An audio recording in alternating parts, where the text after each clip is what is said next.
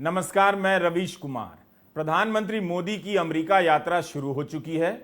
इस यात्रा को कवर करने जो गोदी मीडिया गया है, उसके कवरेज से लगता है कि अमेरिका में भारत के लो कॉन्फिडेंस का राष्ट्रीय उत्सव मनाया जा रहा है।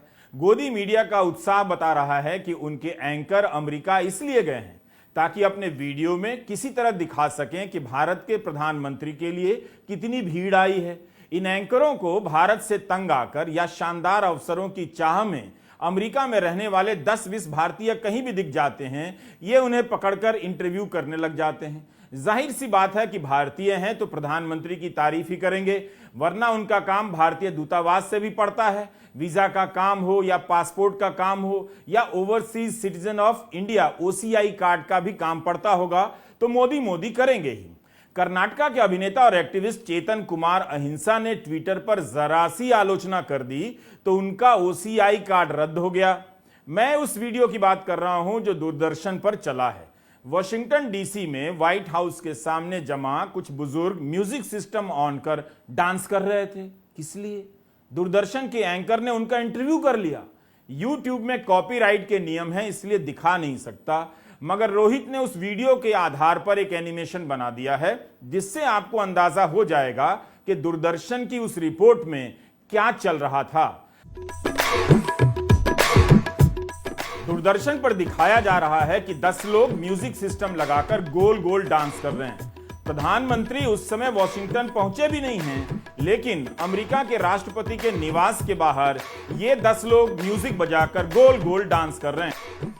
इसमें एक बुजुर्ग कह रहे हैं कि मोदी जी यूक्रेन की समस्या सॉल्व कर देंगे। 1.5 साल से रूस और यूक्रेन के बीच युद्ध चल रहा है। मणिपुर संभल नहीं रहा है, लेकिन मोदी जी यूक्रेन का प्रॉब्लम सॉल्व कर देंगे। अगर यूक्रेन का युद्ध रुक जाए तो सबसे पहले भारत का एक चैनल बंद हो जाए, हिंदी का, जो दिन रात युद्ध का नया पुराना वीडियो दिखाता रहता है। इस तरह के वीडियो में यात्रा को लेकर उत्साह बनावटी लगते हैं। इनमें विदेश नीति को लेकर कोई खास जानकारी भी नहीं होती। क्या आपको बताया गया कि प्रधानमंत्री नरेंद्र मोदी ने दौरा शुरू करने से पहले अपने निवास पर अमेरिका के एक बड़े अखबार वॉल स्ट्रीट जर्नल को इंटरव्यू दिया है? इसमें क्या लिखा है इन्हें बताना चाहिए और आपको जानना चाहिए, इसलिए हम बता रहे हैं। इस अखबार में लिखा है कि मोदी जो बहुत भाषण देते हैं, बहुत कम प्रेस कॉन्फ्रेंस और इंटरव्यू करते हैं। भारत की विदेश नीति से लेकर आर्थिक नीतियों को लेकर 1 घंटे तक वॉल स्ट्रीट जर्नल से इन्होंने बात की। अब इस लाइन को देखिए, कितनी शर्मनाक बात है कि कोई अखबार जो प्रधानमंत्री का इंटरव्यू कर रहा है उनके बारे में यह लिखे कि भाषण तो बहुत देते हैं मगर इंटरव्यू कम देते हैं, प्रेस कॉन्फ्रेंस कम करते हैं। लेकिन यह बात भी आधा सच है। आधा सच इसलिए कहा क्योंकि वॉल स्ट्रीट जर्नल ने लिखा है कि मोदी बहुत भाषण करते हैं मगर प्रेस कॉन्फ्रेंस और इंटरव्यू बहुत कम करते हैं। यह आधा सच है। इस अखबार के 3 संवाददाताओं ने मोदी की कौन सी प्रेस कॉन्फ्रेंस देखी है? कम प्रेस कॉन्फ्रेंस और बिल्कुल 0 प्रेस कॉन्फ्रेंस में अंतर होता है या नहीं? ट्रंप के समय जब प्रधानमंत्री गए थे अमेरिका, तब उन्होंने साझा बयान पढ़ा, सवाल जवाब नहीं लिया, इसलिए आधा सच कहा। लगता है कि वॉल स्ट्रीट जर्नल भी घबरा गया होगा, मगर इस तरह से लिख गया कि लोग समझ भी जाएं। इतने से ही कितनी बदनामी हो गई। सोचिए, अमेरिका के पत्रकारों के बीच चर्चा है कि क्या प्रधानमंत्री नरेंद्र मोदी राजकीय भोज के बाद या समझौतों पर दस्तखत के बाद प्रेस कॉन्फ्रेंस करेंगे। यह तो हाल है। कांग्रेस और अन्य लोगों के आरोप हैं कि 9 साल में प्रधानमंत्री मोदी ने भारत में एक भी प्रेस कॉन्फ्रेंस नहीं की है। अब वे विदेशों में भी बंद कर चुके हैं। प्रधानमंत्री ने वॉल स्ट्रीट जर्नल से 1 घंटा बातचीत की, 1 घंटा, मगर इसके फ्रंट पेज पर केवल सूचना है, बाकी सारा इंटरव्यू पेज नंबर 9 पर है। यह वॉल स्ट्रीट जर्नल का पहला पन्ना है। कोई जूनीटीन्थ फेस्टिवल की तस्वीर पहले पन्ने पर चमक रही है, बगल में चीन की खबर है, बीच में वैश्विक महंगाई की और यहां नीचे प्रधानमंत्री मोदी के इंटरव्यू की सूचना भर है। हेडलाइन में भी कोई खास न्यूज नहीं है, कोई बड़ी बात निकलकर नहीं आई। मतलब इस अखबार को 1 घंटे की बातचीत में एक ढंग की हेडलाइन नहीं मिली, इसलिए इसने साधारण सी बात लिख दी है कि मोदी अमेरिका से संबंधों पर जोर दे रहे हैं। यह क्या हेडलाइन है? जबकि प्रधानमंत्री ने यहां एक खास बात कही है कि भारत की भूमिका को उचित स्थान मिलना चाहिए। ऊंचाई, गहराई और चौड़ाई के हिसाब से अखबार इसे हेडलाइन बना सकता था, नहीं बनाया। ऐसा नहीं है कि इस अखबार को हेडलाइन की समझ नहीं होगी, लेकिन साधारण हेडलाइन लगाकर लगता है कि इसने भी अपना विरोध जता दिया है। पत्रकारों का यह एक तरीका होता है। इस लेख में इसके अलावा सारी बातें साधारण हैं। कोई भी अच्छा संपादक इस इंटरव्यू को 9 नंबर के पेज पर ही डालेगा। पत्रकारिता के छात्र मेरी इस बात का विश्लेषण अपने कमरे में कर सकते हैं कि प्रधानमंत्री के जवाब में क्या है जिसके चलते उनके इस इंटरव्यू को पेज 1 मिलना चाहिए। पेज नंबर 9 पर भी इस इंटरव्यू को सवाल जवाब के रूप में नहीं छापा गया है, जिससे पता चलता कि सवाल क्या था और जवाब क्या था, बल्कि बातचीत को एक लेख के रूप में पेश किया गया है। वॉल स्ट्रीट जर्नल ने 1 घंटे की बातचीत के आधार पर जो भी लिखा है वह किसी भी देश के लिए शर्मनाक है। गोदी मीडिया आपको बताता है कि प्रधानमंत्री के चलते भारत का दुनिया में डंका बज गया। अमेरिका यात्रा से पहले उनके इस इंटरव्यू के आधार पर अखबार ने जो लिखा है उसे हिंदी में बता रहा हूं, आप बस ध्यान से सुनने का काम करें। वॉल स्ट्रीट जर्नल लिखता है कि मोदी के विरोधी और मानवाधिकार कार्यकर्ता यह आरोप लगाते हैं कि हिंदू राष्ट्रवादी मोदी की पार्टी धार्मिक आधार पर ध्रुवीकरण की राजनीति करती है और लोकतंत्र को कमजोर कर रही है, प्रेस को दबाया जा रहा है। लेकिन इसमें प्रश्नवाचक चिन्ह नहीं है, वाक्य की तरह लिखा गया है। 3 रिपोर्टर गए हैं, किसने कौन सा सवाल पूछा है पता नहीं चलता। इसलिए कहा कि इस अखबार ने सवाल जवाब के तौर पर अगर इंटरव्यू छापा होता तो क्रम से पता चलता कि अखबार का सवाल क्या था और उसके बाद प्रधानमंत्री का जवाब क्या था। अखबार ने अपने सवालों के आगे प्रश्नवाचक चिन्हों का इस्तेमाल ही नहीं किया। अगर ध्रुवीकरण की राजनीति और प्रेस को कुचलने का सवाल वॉल स्ट्रीट जर्नल का है तो उस पर प्रधानमंत्री का सीधा जवाब आ जाना चाहिए था, मगर आप इंटरव्यू पढ़िए, उन्होंने जवाब नहीं दिया। लेकिन आप इसका जवाब जानते हैं। अखबार का सवाल है कि क्या भारत की सत्ताधारी पार्टी यानी बीजेपी धार्मिक ध्रुवीकरण और हिंदू राष्ट्रवाद की राजनीति करती है। इसका भी जवाब आप जानते हैं, मगर प्रधानमंत्री क्या जवाब देते हैं वो महत्वपूर्ण है। ये वही जवाब है जो नेहरू के समय से दिया जा रहा है, अनेकता में एकता, विविधता में एकता टाइप। अफसोस कि तथाकथित राष्ट्रवादी विचारधारा में इतना लंबा समय बिताने के बाद प्रधानमंत्री नरेंद्र मोदी के पास भारत की व्याख्या के लिए कोई नई शब्दावली नहीं है। यह वही जवाब है जिसे एनसीईआरटी बच्चों को कई दशकों से रटवा रहा है। मोहन भागवत से लेकर संघ के जितने भी लोग हैं जो खुद को गंभीर मानते हैं वो मेरी बात से इनकार नहीं कर सकते।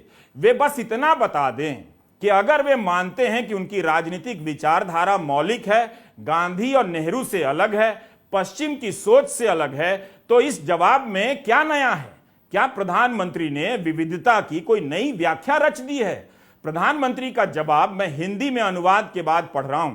प्रधानमंत्री नरेंद्र मोदी कहते हैं कि हजारों साल से भारत एक ऐसी भूमि रहा है जहां सभी आस्थाओं को मानने वाले लोग आजादी, शांति और समृद्धि के साथ रहते आए हैं। आप पाएंगे कि दुनिया के सभी धर्मों के लोग भारत में रहते हैं। यही बात तो नेहरू के समय से कही जा रही है। नेहरू भी कहते हैं, राहुल गांधी भी कहते हैं और यही बात मोदी जी भी कहते हैं। आपने देखा अखबार का सवाल कुछ और है, धार्मिक ध्रुवीकरण, लोकतंत्र की समाप्ति का। प्रधानमंत्री का जवाब कुछ और है, विविधता में एकता का। यह तो नहीं पूछा गया था कि भारत में विविधता में एकता है या नहीं। प्रधानमंत्री ने इस सवाल का जवाब ही नहीं दिया कि ध्रुवीकरण को बढ़ावा दिया जा रहा है और प्रेस की स्वतंत्रता खत्म की जा रही है। यह वही रटा रटाया जवाब है जो हजारों साल से चला आ रहा है। आए दिन खुद को धर्मगुरु कहने वाले मुसलमानों के आर्थिक बहिष्कार का ऐलान करते रहते हैं। आप जानते हैं, अभी आपने देखा उत्तराखंड में क्या हुआ। नरसंहार की बातें करते रहते हैं, ये आम हो गई हैं। यहां तक कि पत्रकार और न्यूज चैनल एंटी मुस्लिम कार्यक्रम करते हैं, अफवाहें फैलाते हैं। कुछ नहीं तो भारत के प्रधानमंत्री भारत के सुप्रीम कोर्ट की इन हिदायतों को ही याद कर लेते जो भारत में हेडलाइन बनकर छपती रहती हैं। यहां तक कि कोर्ट ने एक राज्य सरकार को नपुंसक कह दिया कि नफरती भाषण पर लगाम नहीं लगा पा रहा है। कोरोना के समय तबलीगी जमात को लेकर जो प्रोपेगेंडा किया गया, जिस तरह से गोदी मीडिया ने कवरेज किया, कैसी कैसी बातें कही गईं, हरिद्वार से लेकर जंतर मंतर पर नरसंहार के ललकारे लगाए गए, आए दिन ऐसे नारे लगते हैं और हिंसा होती है। खुद प्रधानमंत्री के मंत्रियों के बयान भी इस कैटेगरी से बहुत अलग नहीं है, गोली मारो के नारे लगाते हैं। तो वॉल स्ट्रीट जर्नल का सवाल इन सब बातों के संदर्भ में था। प्रधानमंत्री नरेंद्र मोदी ने नेहरू कालीन जवाब दे दिया कि यहां सभी रहते हैं, क्या साथ रहना ही धार्मिक हिंसा का जवाब हो गया? प्रधानमंत्री नरेंद्र मोदी के दौर के ये सारे सवाल पूरी दुनिया में उनका पीछा कर रहे हैं। जिस ध्रुवीकरण की राजनीति के कारण प्रधानमंत्री इन सवालों के सामने बेबस हो जाते हैं, उस राजनीति से दूर भी नहीं हो पाते, क्योंकि उसी से उन्हें वोट मिलता है। इसलिए प्रधानमंत्री प्रेस कॉन्फ्रेंस नहीं करते हैं और प्रधानमंत्री के पास इसका कोई जवाब नहीं होता तो वे अलग तरीके से कहते कि जब भी ऐसी घटना हुई है हमने रोका है और यह बंद हो गया है। इसकी जगह वे 10वीं क्लास के निबंध टाइप का जवाब देते हैं कि भारत में सभी आस्थाओं के लोग रहते हैं। तो ये तो सब जानते हैं, अमेरिका में भी रहते हैं, तो क्या वहां नस्ल और जाति की समस्या समाप्त हो गई? सरकारों से लोग नहीं पूछते हैं? अमेरिका के कई शहरों में अब भारत की जाति की समस्या खड़ी हो रही है और इसके खिलाफ कानून बन रहे हैं। तो क्या इसका जवाब केवल यही होगा कि हम हजारों साल से यहां रहते आए हैं? अखबार ने कश्मीर पर सवाल किस तरह से किया यह साफ नहीं है, लेकिन कश्मीर की बात इंटरव्यू में उठी होगी तभी अखबार ने लिखा है। लेकिन कश्मीर पर प्रधानमंत्री के जोरदार भाषण की तरह इंटरव्यू में उनका जोरदार जवाब नहीं मिलता है। असल में कश्मीर और 370 पर उनका कोई जवाब नहीं मिलता है। यही कह देते प्रधानमंत्री कि कश्मीर भारत का अभिन्न अंग है, मगर जवाब का जिक्र ही नहीं है। इसकी राजनीति के तो वे एक्सपर्ट हैं, फिर जवाब क्यों नहीं दिया? अखबार पढ़ लेने से पढ़ना नहीं हो जाता है, इंटरव्यू को लेख बनाकर छापा गया है, इस खेल को भी समझना होता है। 1 घंटे की बातचीत हुई है तो काफी बातचीत हुई होगी, मगर अखबार ने केवल 9 जगहों पर प्रधानमंत्री के कोट का इस्तेमाल किया है, उनके कथन का, वो भी बहुत संक्षिप्त है। इस तरह से उद्धरण चिन्हों के साथ इस्तेमाल किया गया है। इन 9 में से ज्यादातर साधारण बातें हैं, केवल 2 बयान को छोड़कर कि भारत को उसका हक मिलना चाहिए, स्थान और भूमिका तय होनी चाहिए। चीन को लेकर पूछे गए सवाल का जवाब भी साधारण है कि हम एक दूसरे की संप्रभुता का सम्मान करते हैं और अपनी संप्रभुता की रक्षा करने के लिए स्वतंत्र हैं और तैयार हैं। यूक्रेन युद्ध को लेकर शांति की बात करते हैं, मगर शांति कायम नहीं हुई है, इसे लेकर किसी पर सवाल नहीं उठाते। इन जवाबों को पढ़कर आपको मजबूरी की झलक मिलती है, मजबूती की नहीं। प्रधानमंत्री का इंटरव्यू किस माहौल में हुआ होगा, किन शर्तों पर होता है, यह सब आप नहीं जानते, हम भी नहीं जानते। लेकिन एक बात आप जानते हैं, हम भी जानते हैं, प्रधानमंत्री की पूरी राजनीति न्यूज चैनलों से जुड़ी हुई है। वे किसी CNN, BBC, France 24, Fox News, Al Jazeera को इंटरव्यू नहीं देते हैं, अखबार को इंटरव्यू देते हैं। पॉलिटिक्स टीवी की और इंटरव्यू अखबार को। वॉल स्ट्रीट जर्नल के 3 रिपोर्टर गए थे, उनके साथ की कोई तस्वीर भी छप जाती, कम से कम पता चलता ये गए थे, नाम है उनके। इन्हीं सब सवालों से बचने के लिए गोदी एंकर भीड़ का तमाशा बनाते हैं ताकि आपको लगे कि वे यात्रा कवर कर रहे हैं। दरअसल वे अपनी नौकरी बचा रहे हैं। मैंने जो कहा हर संपादक को ठीक से ये मालूम है, लेकिन भारत का गोदी मीडिया सवाल नहीं पूछ पाता है। बहरहाल गोदी मीडिया नहीं बताएगा कि मोदी के दौरे पर अमेरिकी कांग्रेस के सांसद क्या ट्वीट कर रहे हैं। मिनेसोटा से कांग्रेस की सदस्य इल्हन उमर ने ट्वीट किया है कि प्रधानमंत्री मोदी की सरकार ने धार्मिक अल्पसंख्यकों का दमन किया है। इल्हान के ट्विटर पर 29 लाख से अधिक लोग फॉलोअर हैं। वे लिखती हैं कि हिंसक हिंदूवादी दलों को संरक्षण दिया जा रहा है, पत्रकारों, मानवाधिकार कार्यकर्ताओं को टारगेट किया गया है। मैं मोदी के भाषण सुनने नहीं जाऊंगी, बल्कि हिंसा पर मोदी के रिकॉर्ड पर मानवाधिकार कार्यकर्ताओं के साथ बात करूंगी। कांग्रेस की एक और सदस्य राशिदा तालिब ने भी यह ट्वीट किया है और कहा है कि वे मोदी का भाषण सुनने नहीं जाएंगे। अमेरिकी संसद में कुल 535 सदस्य हैं, लेकिन 75 सदस्यों ने राष्ट्रपति जो बाइडेन को पत्र लिखा है और कहा है कि वे भारत के प्रधानमंत्री से धार्मिक सहिष्णुता और प्रेस की आजादी पर भी बात करें। अमेरिका के 75 सांसदों ने राष्ट्रपति बाइडेन को लिखे इस पत्र में कहा है कि वे मोदी से मानवाधिकार के उल्लंघन को लेकर बात करें। ये सभी डेमोक्रेट दल के हैं, यानी जिस पार्टी के राष्ट्रपति बाइडेन हैं। इन्होंने भारत में लोकतांत्रिक पतन को लेकर चिंता जताई है। इनका कहना है कि वे भारत और अमेरिका की दोस्ती के पक्षधर हैं, इसलिए मानते हैं कि दोस्त ईमानदारी से अपनी असहमतियों पर भी बातें करें। इसलिए आप प्रधानमंत्री मोदी से सीधे सीधे इन बातों पर सवाल कीजिए। इस पत्र में जो सबसे अग्रणी नाम है वे प्रमिला जयपाल का है, जो भारतीय मूल की हैं और रिप्रेजेंटेटिव हैं। सेनेटर क्रिस हॉलन का नाम है। बर्नी सैंडर्स के भी दस्तखत हैं। इसमें अमेरिका की एक सरकारी रिपोर्ट का हवाला दिया गया है, जिसमें बताया गया है कि भारत में धार्मिक स्वतंत्रता कुचली जा रही है, प्रेस की आजादी का दमन हो रहा है और इंटरनेट बंद किए जा रहे हैं। सांसदों के इस पत्र में लिखा गया है कि हम किसी राजनीतिक दल या खास नेता का समर्थन नहीं करते हैं। यह भारत के लोगों का अपना चुनाव है, लेकिन हम उन मूल सिद्धांतों पर खड़े रहना चाहते हैं जो अमेरिकी विदेश नीति का हिस्सा है। यहां मैं दो बातें कहना चाहता हूं। अमेरिकी विदेश नीति कोई महान नीति नहीं है, उसके अपने जाल जंजाल हैं और उस पर सवाल होने चाहिए। लेकिन इस पत्र में जो कहा गया है, क्या वो गलत है? इस पर आप सोचिए। दुनिया में जब कोई कहे कि भारत ने प्रेस खत्म कर दिया गया है, तो नाराज होने की जरूरत नहीं। इसका जवाब आप जानते हैं। नहीं जानते हैं तो किसी गोदी चैनल को एक बार देख लीजिए और हिंदी के किसी अखबार को एक दिन ठीक से पढ़ लीजिए। ऐसा नहीं है कि अमेरिका में इन पहलुओं पर सब अच्छा ही है। यह भ्रम भी नहीं रखना चाहिए कि अमेरिका का प्रेस बहुत अच्छा है, लेकिन इससे यह सवाल खत्म नहीं हो जाता कि भारत में प्रेस खत्म हो गया है। आप जानते हैं कि गोदी मीडिया क्या है, कैसे काम करता है। आप दुनिया में इस गोदी मीडिया के कारण कहीं भी जाएंगे शर्मिंदा होंगे ही। दिन रात भारत के गोदी मीडिया में एंटी मुस्लिम एजेंडा चलता है, नफरत फैलाई जाती है। इस राजनीति से वोट लिया जाता है। किसकी कीमत पर? भारत की साख की कीमत पर। दुनिया में काफी कुछ बदल गया है। सुपर पावर होने का दावा कोई भी कर देता है और किसी का पावर चल नहीं रहा। इस खबर की चर्चा नहीं हुई कि अमेरिका के विदेश सचिव 2 दिन के लिए चीन में थे। चीन के राष्ट्रपति शी जिनपिंग से उन्होंने मुलाकात की है। इसी वॉल स्ट्रीट जर्नल ने प्रधानमंत्री के इंटरव्यू से पहले छापा है कि अमेरिका चाहता है कि चीन के साथ तनाव कुछ कम हो, चीन के साथ सहमति बने, रिश्तों में सुधार हो और उच्च स्तरीय संवाद कायम हो। दोनों देशों के बीच हवाई उड़ानों की संख्या बढ़े और चीन अमेरिका को फेंटानिल नाम की दवा की सप्लाई करता रहे। दवा मांगने गए हैं चीन से। चीन ने भी विदेश सचिव ब्लिंकेन को भाव दिया और राष्ट्रपति शी ने यह भी सुना दिया कि अगर संबंधों को बेहतर रखना है तो सकारात्मक कदम उठाइए। ब्लिंकेन ने क्यूबा में चीन की गतिविधियों को लेकर चिंता जताई।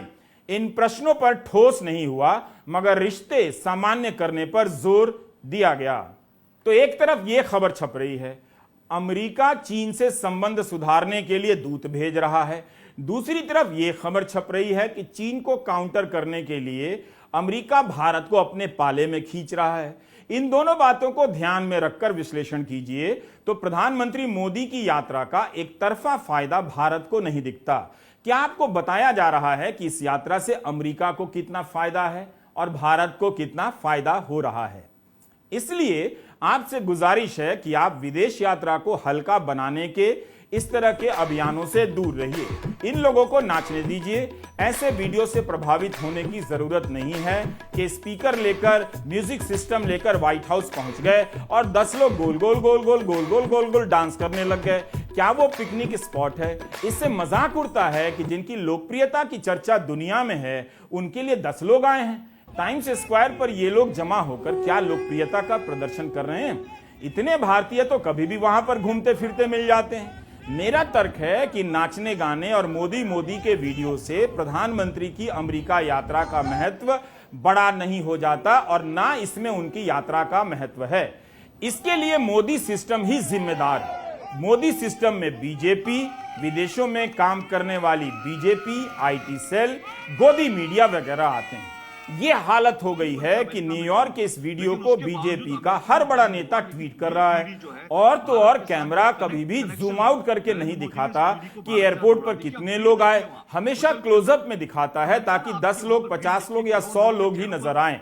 प्रधानमंत्री मोदी के लिए जहां भारत में हजारों लोग रैलियों में सुनने के लिए आते भी हैं खुद से और बसों में ढोकर भी लाए जाते हैं, उनके लिए न्यूयॉर्क हवाई अड्डे पर जो 100-200 लोग आए हैं, तो क्या यह बहुत बड़ी बात हो गई? उनकी यात्रा की सफलता की यह तस्वीर कैसे बन जाती है? क्या ये लोग एक तरह से लोकप्रियता का मजाक नहीं उड़ा रहे कि जिस नेता को ग्लोबल लेवल पर लोकप्रिय बताया जा रहा है, उनके लिए यही 20, 50, 100 लोग मोदी मोदी कर रहे हैं? अगर इतना ही प्रभाव होता तो न्यूयॉर्क से लेकर वॉशिंगटन में हजारों भारतीय रहते हैं, सब अपनी दुकानें बंद कर देते, दफ्तर से छुट्टी ले लेते और स्वागत करने पहुंच जाते या टाइम्स स्क्वायर पर आ जाते। इसी न्यूयॉर्क में मेडिसन स्क्वायर है, वहां हजारों की संख्या में भारतीय गए ही थे। टेक्सास की चुनावी रैली में भी हजारों लोग गए थे। जब हजारों की भीड़ के पुराने वीडियो हैं तो 10 लोग नाच रहे हैं, इसका नया वीडियो चलाकर क्यों जग हंसाई करवा रहे हैं? हर बात में टेस्ट करना कि प्रधानमंत्री अभी लोकप्रिय हैं या नहीं, उन्हीं के कद को हल्का करता है। जब आप विदेश यात्राओं को लेकर चिढ़ाने लग जाएंगे, बढ़ा चढ़ाकर दावे करने लग जाएंगे, तो जवाब में यही सब बातें होंगी कि उनके स्वागत में कौन आया और कौन नहीं आया, जबकि इन बातों का खास महत्व नहीं होना चाहिए। जब आप सारी यात्राओं को इस स्तर पर ले आएंगे कि कैसे स्वागत हुआ, तो विपक्ष भी अपने टाइम का फोटो निकालेगा और जवाब देगा। जैसे कई लोग ट्विटर पर लिखने लगे हैं कि जब प्रधानमंत्री के रूप में जवाहरलाल नेहरू गए थे तब क्या हुआ था और कितनी भीड़ आई थी। ट्विटर पर अशोक स्वैन ने यह तस्वीर डाली है, 1949 की है। अशोक ने लिखा है कि अक्टूबर 1949 में जब नेहरू न्यूयॉर्क गए तब हैरी एस ट्रूमन राष्ट्रपति थे और इस तरह से स्वागत हुआ। इसमें अमेरिकी लोग आए थे, गुजराती एनआरआई नहीं।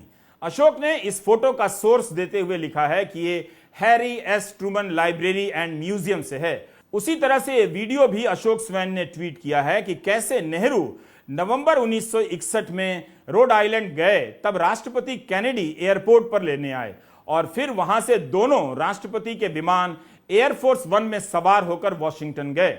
JF Kennedy presidential library and museum का वीडियो बताया जा रहा है। नेहरू का दो राष्ट्रपतियों ने हवाई अड्डे पर स्वागत किया। मनमोहन सिंह ने भी अमेरिकी कांग्रेस को संबोधित किया। प्रधानमंत्री मोदी दूसरी बार संबोधित करेंगे। ऐसा लग रहा है कि सारा देश यूपीएससी की प्रीलिम्स की परीक्षा दे रहा है और उसे इन प्रश्नों के उत्तर को टिक करना है। विदेश यात्राओं की इस आधार पर तुलना बेमानी है, मगर इसके लिए जिम्मेदार तो मोदी हैं और मोदी सिस्टम है। इस तरह की खबरें अखबारों में भर गई हैं कि भारत के 9 प्रधानमंत्री 34 बार अमेरिका गए, मिला क्या ये बताइए, क्या करेंगे इसे जानकर। लिखा है कि जवाहरलाल नेहरू, इंदिरा गांधी, नरेंद्र मोदी का स्वागत 3 अलग अलग राष्ट्रपतियों ने किया। इससे क्या हो गया? मोदी 9 साल में 5 बार अमेरिका जा चुके हैं। ये सब जानकारियां हैं। राष्ट्रपति जो बाइडेन अपने कार्यकाल में तीसरी बार राजकीय भोज दे रहे हैं। इसके पहले दक्षिण कोरिया और फ्रांस के राष्ट्रपति को इन्होंने राजकीय भोज दिया।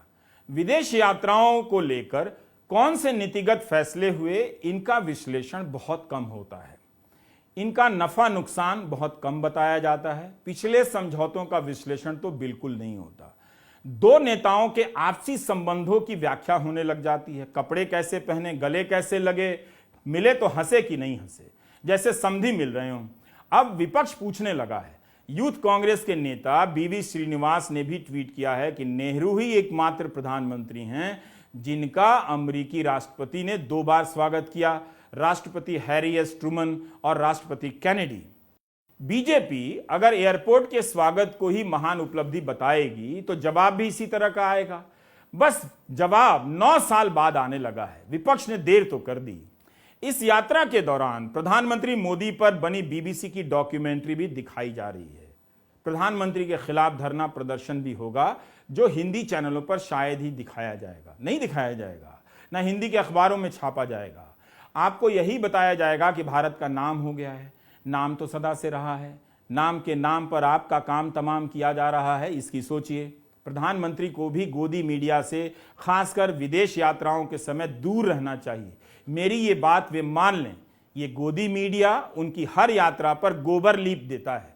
रवीश कुमार ऑफिशियल देखते रहिए। भारत के गोदी मीडिया ने दुनिया भर में भारत को शर्मिंदा कर दिया है। इस बात को गांव-गांव में जाकर इस वीडियो को देखने के बाद जरूर बताइए। नमस्कार, मैं रवीश कुमार।